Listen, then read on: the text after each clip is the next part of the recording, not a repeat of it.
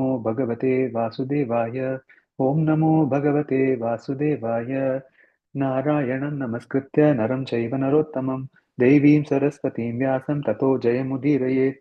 शृण्वतां स्वकतः कृष्ण पुण्यश्रवणकीर्तन हृदयन्तस्थो ह्यभद्राणि विदुनोति सुहृत्सतां नष्टप्रायेषु भद्रेषु नित्यं भागवतसेवया भगवतिरुत्तमश्लोके भक्तिर्भवति नैष्टिकी। Reading from Srimad Bhagavatam, Canto 4, Chapter 23, Text 28.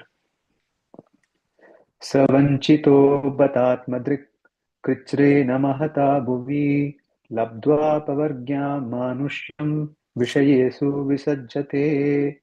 सवञ्चितो बतात्मदृक् कृच्छ्रेण महता भुवि लब्ध्वापवर्ग्यां मानुष्यं विषयेषु विसज्जते।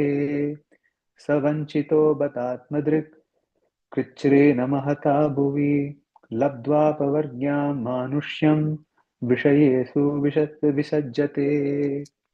Synonyms: Saha, he; Vanchitaha, cheated; Bata, certainly; Atmadrik, envious of himself; Krichrena, with great difficulty; Mahata, by great activities; Bhuvi, in this world; Labdva, by achieving; Apavargyam, the path of liberation; Manushyam, in the human form of life; Vishayesu, in the matter of sense gratification; Vishajjate, becomes engaged. Translation and purport by His Divine Grace A.C. Bhaktivedanta Swami Srila Prabhupada, Srila Prabhupada Ki Jai. Translation. Any person who engages himself within this material world in performing activities that necessitate great struggle, and who, after obtaining a human form of life, which is a chance to attain liberation from miseries, undertakes the difficult tasks of fruitive activities, must be considered to be cheated and envious of his own self. Purport. In this material world, people are engaged in different activities simply to achieve a little success in sense gratification. The karmis are engaged in performing very difficult activities, and thus they open gigantic factories, build huge cities, and make big scientific discoveries, etc. In other words, they are engaged in performing very costly sacrifices in order to be promoted to the higher planetary systems. Similarly, yogis are engaged in achieving a similar goal by accepting the tedious practices of mystic yoga.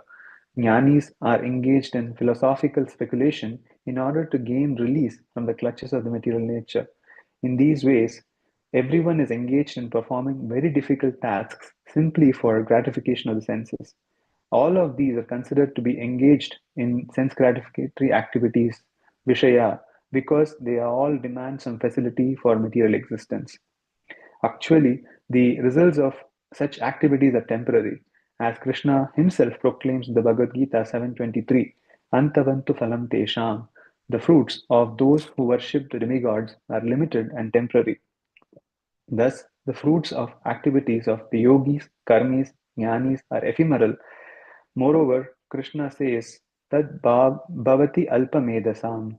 They are simply meant for men of small intelligence. The word Vishaya denotes a sense gratification. The karmis flatly state that they want sense gratification. The yogis also want sense gratification, but they want it to a higher degree. It is their desire to show some miraculous results through the practice of yoga.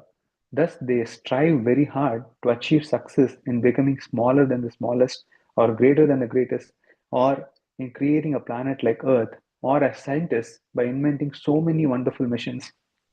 Similarly, the jnanis are also engaged in sense gratification, for they are simply interested in becoming one with the Supreme. Thus, the aim of all these activities is sense gratification to a higher or a lower degree.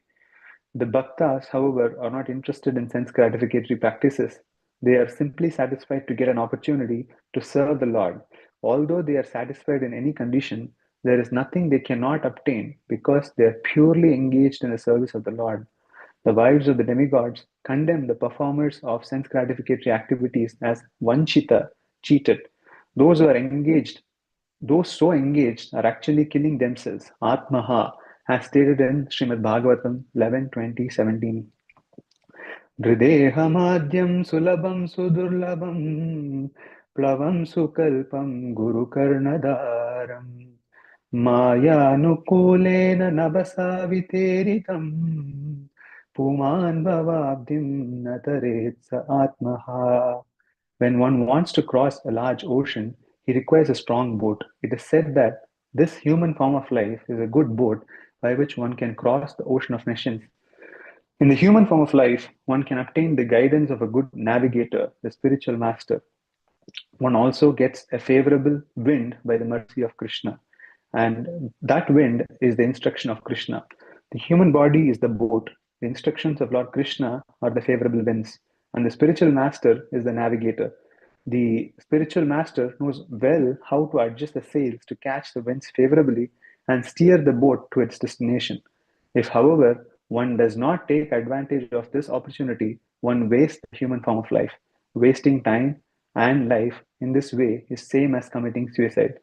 The word labdva pavargyam is significant in this verse because, according to Jiva Goswami, apavargyam, or the path of liberation, does not refer to merging into the impersonal Brahman but to salokya siddhi, which means attaining the very planet where the Supreme Personality of Godhead resides. There are five kinds of liberation, and one is called Sayujya Mukti, or merging into the existence of the Supreme, or the impersonal Brahman effulgence. However, since there is a chance of one falling down again into the material sky from Brahman effulgence, Srila Jiva Goswami advises that in this human form of life, one's only aim should be to go back home, back to Godhead. The word savanchitaha indicates that once a person has obtained the human form of life, he is actually cheated if he does not make preparations to go back home, back to Godhead. The position of all non devotees who are not interested in going back to Godhead is very much lamentable, for the human form of life is meant for executing devotional service, nothing else. ओम विष्णुपदाय कृष्णपृष्ठाय भूतले श्रीमते भक्तिवेदांत स्वामिनिति नामने नमस्ते सरस्वती देवे गौरवाणी प्रचारिणे निर्विशेष शून्यवादी पाश्चात्य देशतारिणे जय श्री कृष्ण चैतन्य प्रभु नित्यानंद श्री अद्वैत गदाधर शिवसदि गौर भक्त वृंद हरे Krishna Krishna Krishna Hare Hare Ram Ram Ram Hare Hare. I humbly bow down to all the assembled Vaishnavas and thank you for giving me an opportunity to purify myself.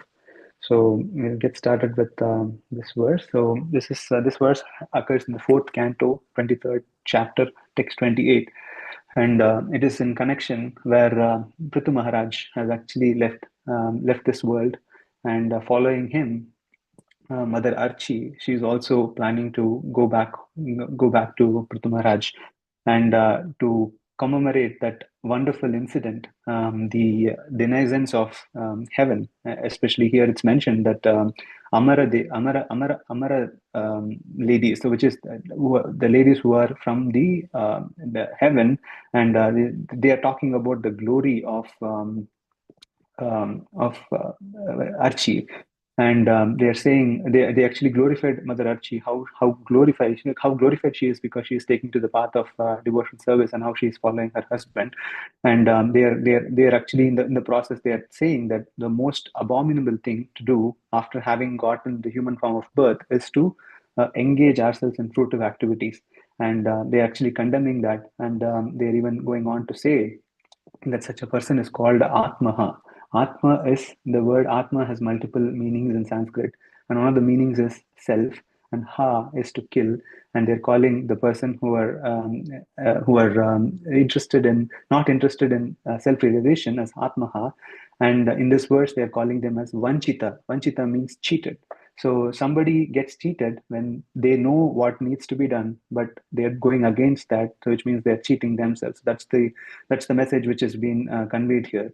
So I was wondering, this message is conveyed by the wives of the demigods, and that goes on to say because they are coming from a very high platform of sense gratification. Because in the Swargaloka, the senses are more advanced, and the sense gratification you can get from the Swargaloka is more advanced. But from there, they are coming up with this realization, and they are saying that the most abominable thing is to waste this human form of life. And it said, स वंचितो बतात्म कृच्छ्रेण महता भुवि लब्ध्वापवर्ग्यां मानुष्यं विषयेषु सज्जते. Vishayeshu means like getting attached to the material fruits. Vishajjate, being entangled. And she says, Sir Vanchito, such people are considered to be Vanchito or cheated because they are not engaged in their own self-realization. So this goes on to say that even from a higher platform of so-called material sense gratification, which is from the heaven, the people in the demigods' wives in the heaven, they are of the realization that engaging ourselves in the fruitive activities is not the goal of human life. And so in the purport, we can categorize Srila Prabhupada's purport into like 6 or 7 core messages. First would be the warning, where Srila Prabhupada talks about how rare this human form of life is, and it's meant for liberation. And he gives us typically like how different, he wants to classify people into different categories, namely the karmis, jnanis, yogis, and the bhaktas, similar to what we have seen in the Bhagavad Gita. So the karmis, they do very difficult activities. They build factories, huge cities, and big scientific discoveries. But all of them with the goal of either improving their life in this world or setting up a new, better place for them to enjoy in the heavenly realm. And Srila Prabhupada talks about yogis, where they go through tedious practices to master the Ashtamaha Siddhis, like Anima, Mahima, Lagima, Garima. So here Srila Prabhupada talks about like being smaller than the smallest and bigger than the biggest. And they can even go on to create a planet like Earth. But all these are subtle sense gratificatory activities because they want to achieve these Ashtamaha Siddhis. And Srila Prabhupada talks about jnanis, where the jnanis end up in endless philosophical speculation, and their goal is to attain Sayujya Mukti, which is to become one with the Brahman effulgence. So everybody, even if they are karmis, yogis, or jnanis, they have an ulterior motive, which is to enjoy or have a sense gratificatory mood. So Srila Prabhupada contrasts and says the idea that, or the mood with which a bhakta approaches this is completely different than what karmis, jnanis, and yogis do. And bhaktas are least bothered about sense gratificatory methods, but rather they're interested in serving the Supreme Lord. So this reminded me of this verse from Srila Rupa Goswami, where he says, Rishikesha Sevanam Bhakti Ruttama. So the bhakti is serving the Lord of the senses with the senses, and that is called bhakti. So bhakti doesn't involve even a tinge of sense gratification.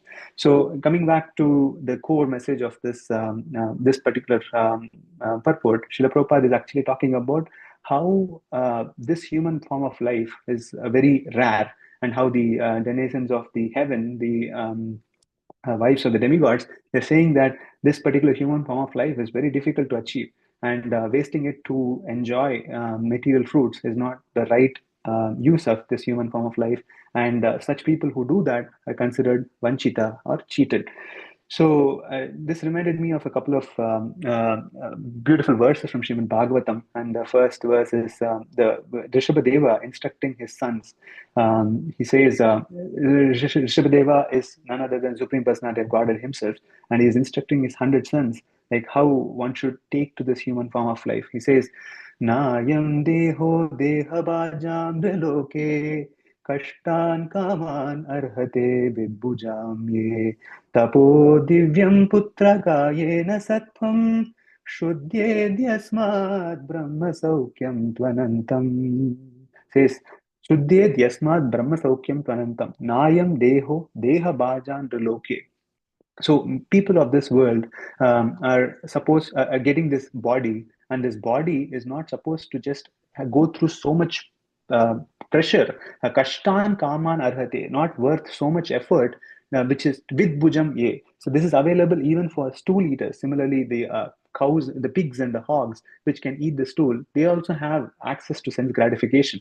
So this human form of life is not meant to just enjoy like the pigs or the hogs. Tapo divyam putrakayena sattvam shuddhe dyasmat brahma saukyam to anantam.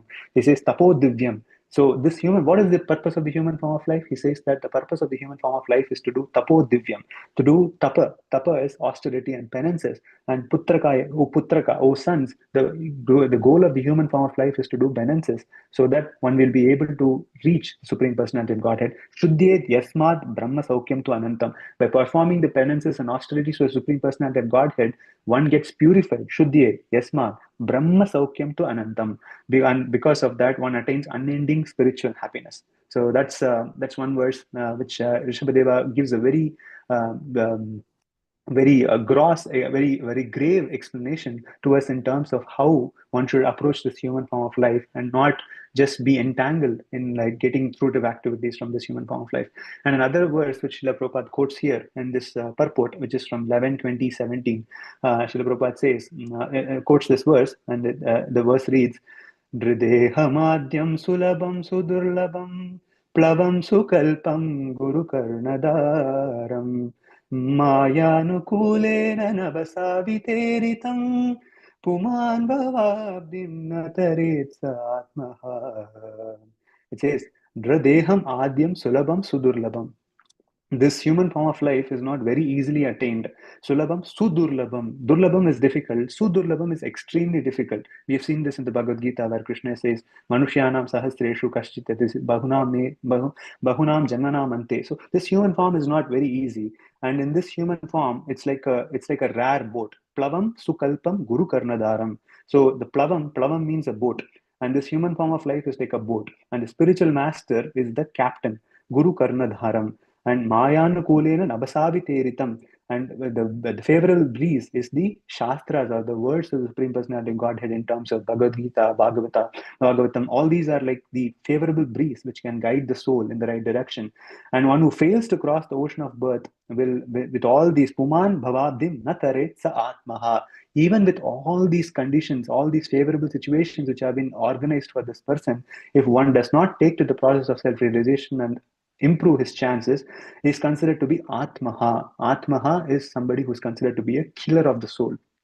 So this might sound very harsh, but Isha Upanishad is even harsher for somebody called Atmaha. Isha Upanishad says, Asuryam namate loka andena tamasa vritaha tagumste pretya vigachanti ekecha atma hanojanaha. Isha Upanishad says, if somebody is a killer of the soul, if somebody does not take this golden opportunity of the human form of life and improve his chances of self-realization, then he is considered to be Asurya. He is considered to be of demoniac nature. And Namate Loka Andena Tamasavrita. So there's a hell called Andatamaha. And such is the destination of a person who is supposed to be, who's got this human form of life and not taking to the process of self-realization. So these are very grave messages from the Shastras which explain how glorious this human form of life is.